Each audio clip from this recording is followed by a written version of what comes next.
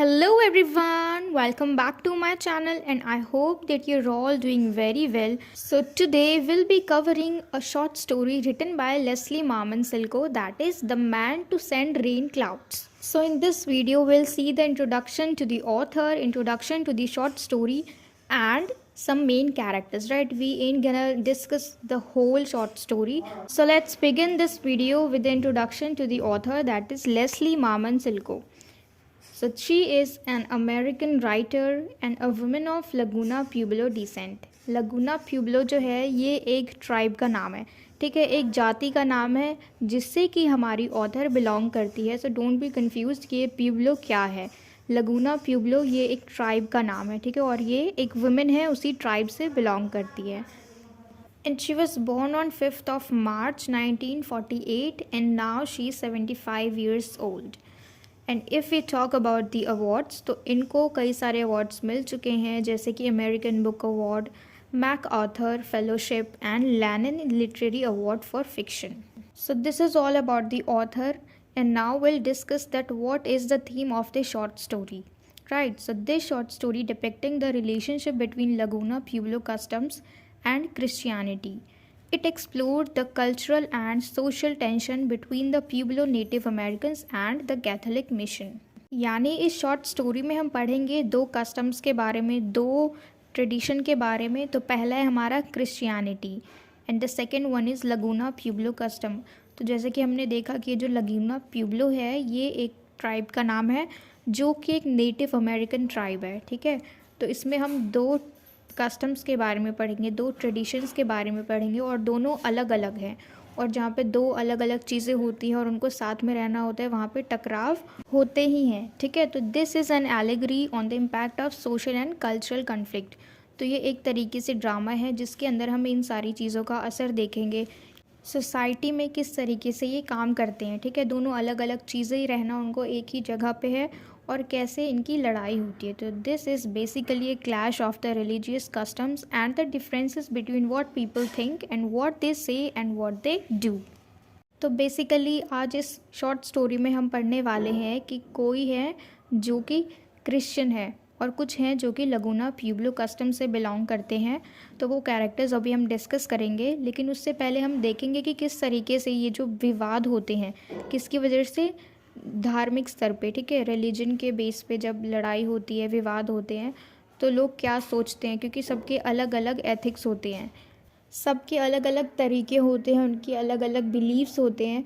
तो इसलिए कहीं ना कहीं फिर टकराव के कारण पड़ने लग जाते हैं. लेकिन जो उनके एथिक्स हैं ज़रूरी नहीं है कि वो उनको फॉलो करे और जो सामने वाले के एथिक्स हैं, उनके रूल है, उनकी जो भावनाएं हैं उसको ठेस पहुंचाए. तो इस तरीके से कभी कभी विवाद हो जाते हैं. लेकिन इसमें हम देखेंगे कि किस तरीके से अगर उनके एथिक्स अलग हैं, उसूल अलग हैं, बिलीव्स अलग हैं, लेकिन सामने वाले को अगर ठेस पहुंच रही है तो वो उसको ठेस ना पहुंचा के वो अपने आप को उनके साथ इंक्लूड कर देते हैं उनके बिलीव्स का सम्मान करते हुए, ठीक है. तो वो क्या सोच रहे हैं कि उनको अपने रूल्स फॉलो करने हैं, है ना, जो उनके एथिक्स हैं उनको फॉलो करने हैं. लेकिन अगर ज़रूरत है सामने वाले के लिए तो वो अपना उसूल एक सेकेंड के लिए साइड में रख के उनके साथ चले जाए ताकि विवाद ना हो, उनके बीच अच्छे संबंध हो, कोई विवाद ना हो, अच्छा तालमेल हो.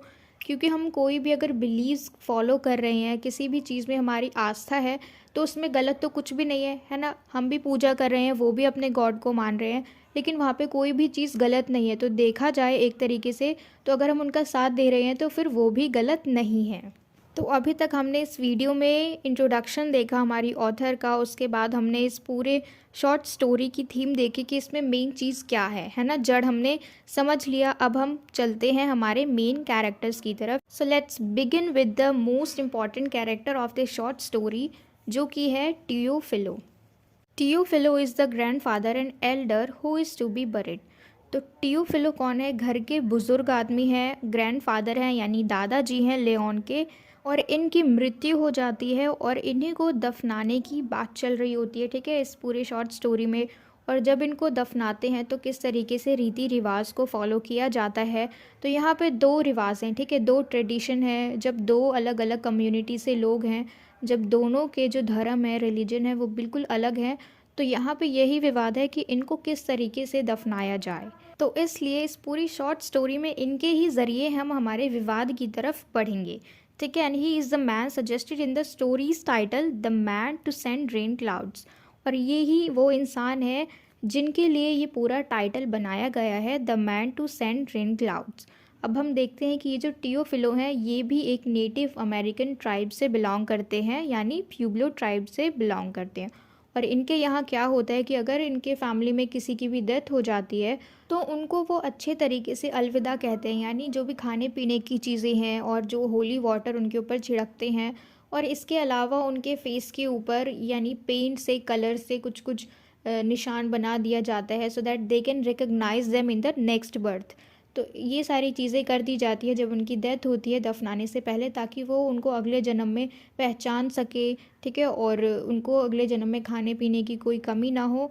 और फिर वो क्या समझते हैं, ये इस चीज़ में बिलीव करते हैं कि अगर हमारी फैमिली से कोई भी जाता है, किसी की भी मृत्यु हो जाती है, तो उनके घर के परिवार के लोग उनको दफनाने से पहले उनको कहते हैं कि हमारे लिए बरसात के बादल भेजिएगा, यानी जो भी रेन क्लाउड्स है वो भेजिएगा, ताकि उन बारिश के पानी से जो खेती है वो अच्छी हो, जो भी फसल है वो अच्छे तरीके से ग्रो करे, और उनकी पीढ़ी जो है वो अच्छे से खाती पीती रहे, उनको कोई कमी ना हो, जो उनकी फसलें हैं वो अच्छी तरीके से ग्रो करे, ठीक है। और क्रिश्चियन धर्म में ऐसा नहीं होता, उनका एक बिलीफ है कि बारिश करवाने जैसा काम it's not a big deal, है ना, कि कोई भी इंसान ऐसे कैसे बारिश करवा देगा अपनी मर्ज़ी से। तो उनका यही मानना है कि ये काम जो है, ये इम्पॉसिबल काम सिर्फ गॉड ही कर सकते हैं, उनके अलावा और कोई भी नहीं कर सकता। तो एक डिफरेंस तो हमें यही मिल गया इन दोनों के धर्म में, ठीक है, कि यहाँ पे जो भी नेटिव लोग हैं जो प्यूब्लो ट्राइब से बिलोंग करते हैं वो क्या समझते हैं कि जो भी मृत्यु के बाद हमारी फैमिली से गया वो हमारे लिए बारिश के बादल लेके आएंगे। लेकिन क्रिश्चियन धर्म में क्या माना जाता है कि ये काम सिर्फ भगवान कर सकते हैं। तो एक हमें डिफरेंस तो यही मिल गया, ठीक है। अब हम नेक्स्ट पे चलते हैं जो कि है लेओन। तो लेओन जो है वो टियोफिलो का पोता है, यानी लेओन टियोफिलो ये दोनों आपस में दादा और पोता हैं, ठीक है। टियोफिलो ग्रैंडफादर हैं और लेओन जो है वो ग्रैंडसन है।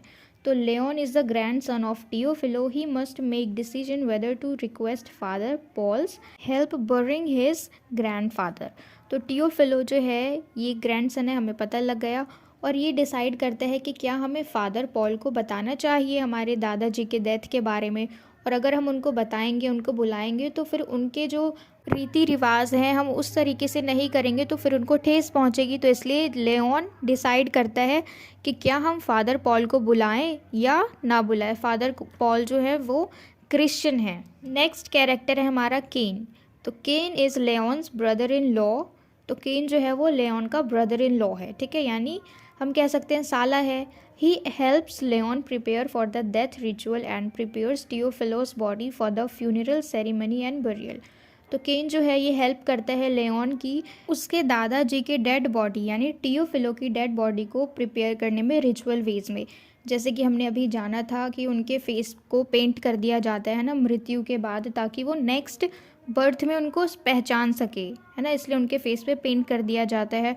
और जो भी सारी चीज़ें होती हैं तो उसकी तैयारी में केन जो है वो लेओन की हेल्प करता है। तो next character is Louise and she is Leon's wife. जो लोइस है ये लेओन की वाइफ है, ठीक है, and she is the one who encourages Leon to get holy water so Teofilo won't be thirsty.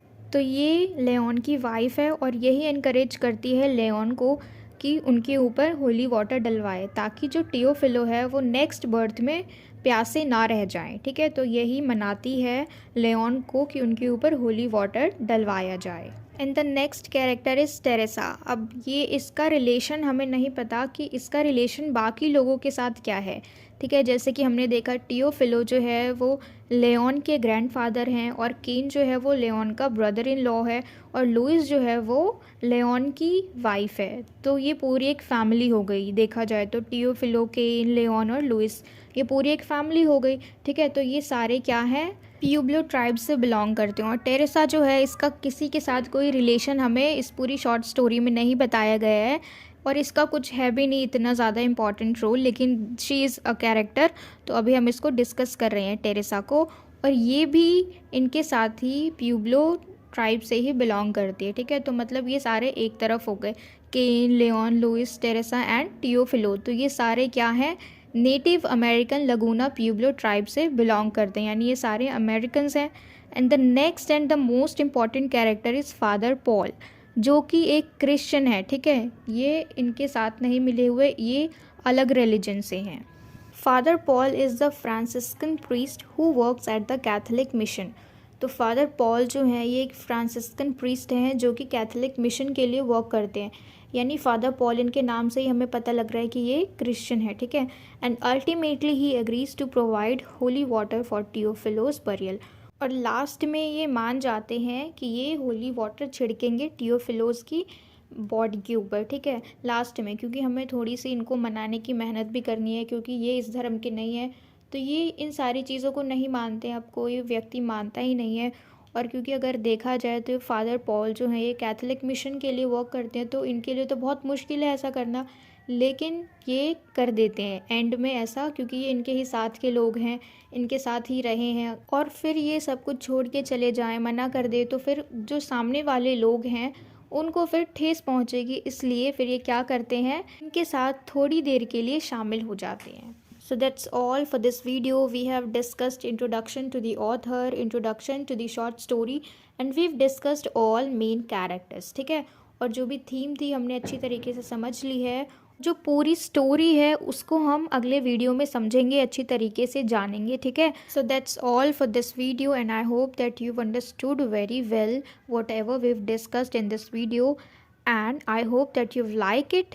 So please let me know in the comment box if you like it, and share it with your friends as well so that they can get help from it. And don't forget to subscribe my channel. Until we meet in the next video, keep learning.